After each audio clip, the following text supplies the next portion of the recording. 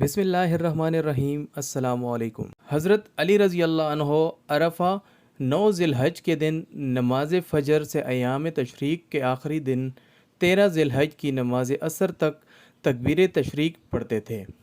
تکبیرات تشریق کیا ہیں؟ اللہ اکبر، لا الہ الا اللہ، واللہ اکبر وللہ الحمد۔ ایک بار پھر سے اس کو دہرا لیتے ہیں۔ اللہ اکبر، لا الہ الا اللہ، واللہ اکبر وللہ الحمد۔ 9 ذی الحج کی فجر سے 13 ذی الحج کی عصر تک ہر فرض نماز کے بعد باجماعت یا تنہا نماز پڑھنے والے مرد پر ایک مرتبہ بلند آواز سے اور عورت پر ایک مرتبہ آہستہ آواز سے یہ تکبیر پڑھنا واجب ہے۔